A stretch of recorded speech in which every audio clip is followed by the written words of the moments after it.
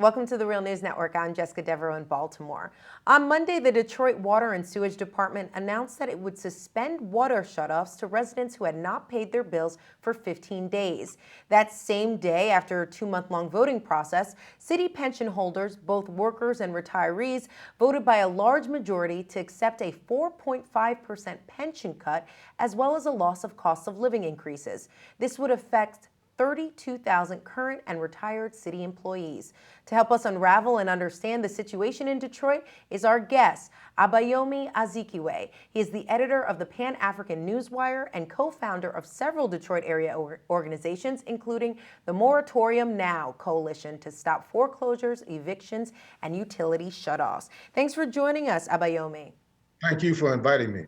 So, Abayomi, let's start off with addressing the pension cut vote. Most of our viewers know that Detroit filed for bankruptcy and the city financial operations are being overseen by Detroit's emergency manager, Kevin Orr.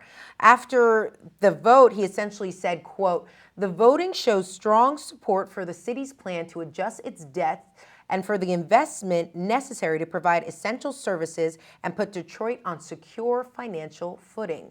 What's your response, Abayomi? Will this cut put Detroit on secure financial footing?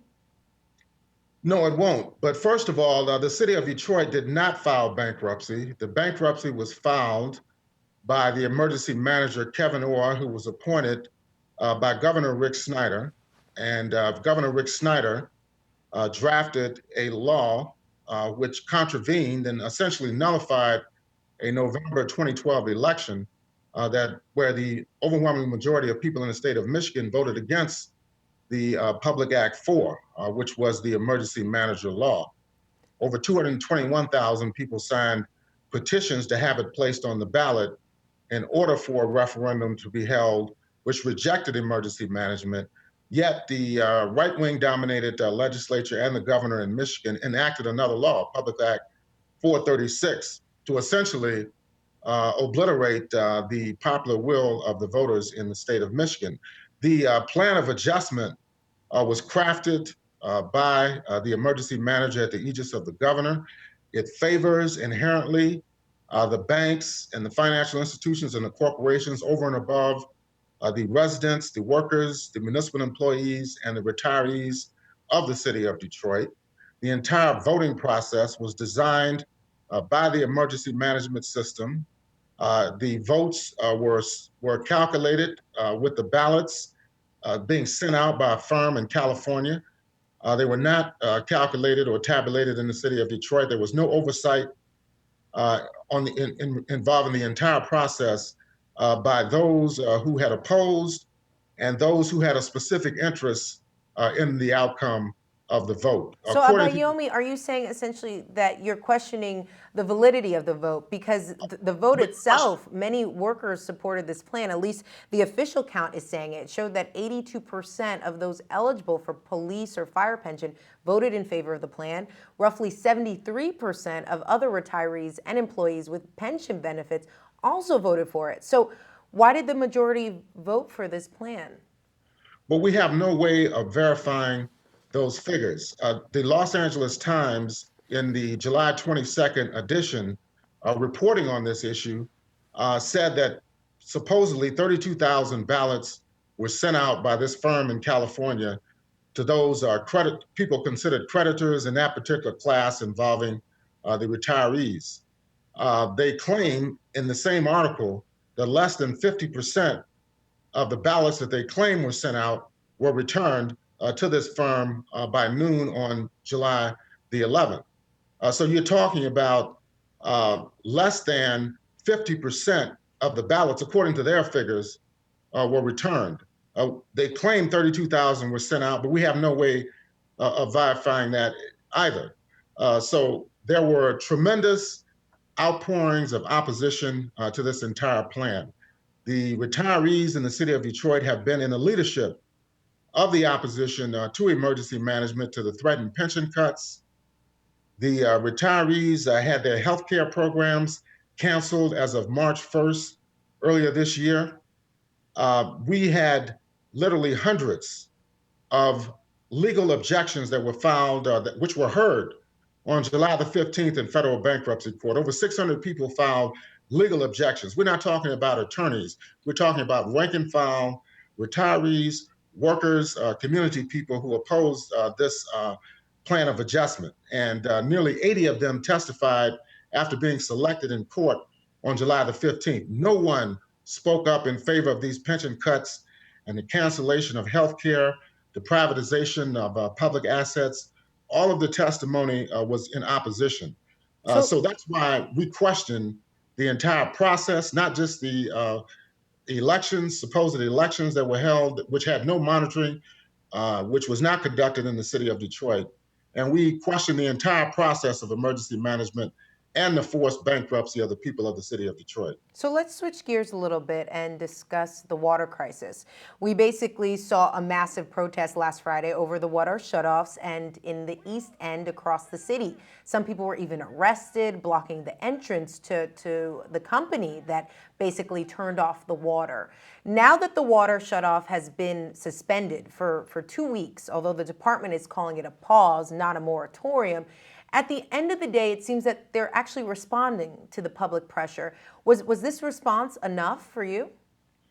No, it's not nearly enough. We want everyone's water who has been shut off should be immediately turned back on. We want the moratorium that was declared in federal court by Daryl Latimer, the deputy director of the Detroit Water and Sewage Department, acting at the behest of emergency manager Kevin Orr, who was appointed by Governor Rick Snyder, to extend the moratorium indefinitely. The National Nurses United were here on last week for the Netroots Nation conference. They declared a public health emergency in the city of Detroit. This organization represents 188,000 healthcare professionals across the United States. It's a potential disaster for the city of Detroit where these massive water shutoffs are taking place. But So we're not Abayomi, I want to satisfied at present all. the counter argument here because you're going to have people saying, well, if you don't pay your bills, then you can't expect to have water. Is it really that simple? No, it's not that simple at all. Many people have paid their bills and their water has still been shut off. Some people owe less than the stated $150 in arrears and their water has been shut off. This is arbitrary practices that are being carried out at the aegis of the emergency manager to, first of all, intimidate people in the neighborhoods in the city of Detroit as part of a larger program of repression that's going on here. There are many corporate clients who owe tens of thousands and even hundreds of thousands in arrears, and their services have not been shut Who off. are we talking about here? The Detroit Golf Course, we're talking about Illich Holdings, we're talking about even the state of Michigan itself and the city of Detroit.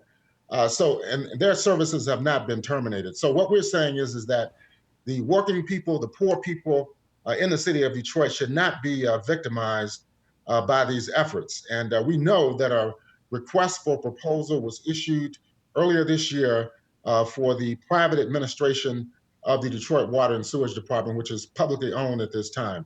There's no reason other than a desire for profit for the DWST to be either administratively privatized or actually sold to private interests. I'm so glad you mentioned privatization because we like to discuss this issue on the Real News. You're really not going to see this anywhere else.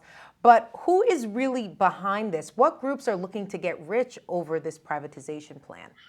The banks, the financial institutions, bond insurers, corporations, which are involved heavily in promoting the privatization of water services. They also are involved in the bottling and further mass commoditization and privatization of water to promote the notion that bottled water is somehow superior to water coming out of streams and out of taps. So these are the interests. Large scale corporations who have a worldwide strategy for the privatization of water and the privatization of waterways and water services. And there have been efforts in several cities inside the United States to privatize water, Stockton, California, for example. And it was such an abysmal failure that they had to turn it back over to the city itself. And that city also is in municipal bankruptcy as well as we speak. Also in Atlanta, Georgia, there was the privatization of the administration of water there. And it was such a disaster that they had to turn it back over to a municipal entity for it to be managed. We feel very strongly that the same situation would occur here in the city of Detroit. And when you have privatization and commodification, uh, prices, rates go up astronomically. If you just calculate a bottle of water in terms of its unit of production and value on the market, it's much higher than the current rates for water coming out of a tap. So this is the real agenda. And it's not just a Detroit problem. It's a problem that is in existence across the United States and indeed internationally. I just want to get your quick take on this because I know you're involved in challenging the bankruptcy emergency management, and you've actually filed a lawsuit in federal bankruptcy court against the shutoffs. Can you just give us a quick update? What's going on? What's next for you guys on the ground? Well, we're going to continue our Freedom Friday demonstrations. Last week was the largest due to the intervention of the National Nurses United, the Netroots Nation Conference, other trade union and social justice organizations from around the country who were here for a conference at Cobo Conference Center downtown. We're going to have another demonstration this coming Friday. At present, we're demanding the indefinite extension of the moratorium on water shutoffs. We want everyone whose water has been shut off to be turned back on. We feel water is a human right, and we're going to continue to organize locally, nationally, and internationally to fight the privatization of the city of Detroit's water resources and to fight also this unsustainable restructuring plan, which will not work here in the city of Detroit, because what they're trying to do is set a dangerous precedent for the theft of pensions, for the theft of healthcare programs, for the privatization of public assets, for the obliteration of local political control of governments. This is the real agenda, and this agenda is being extended throughout the United States. As I mentioned, there are other cities such as Stockton, San Bernardino, California. We have Providence, Rhode Island, Harrisburg, Pennsylvania, Jefferson County, Alabama, the potential for Flint, Michigan. In Illinois, they're claiming that they're the worst funded public pension system in the United States.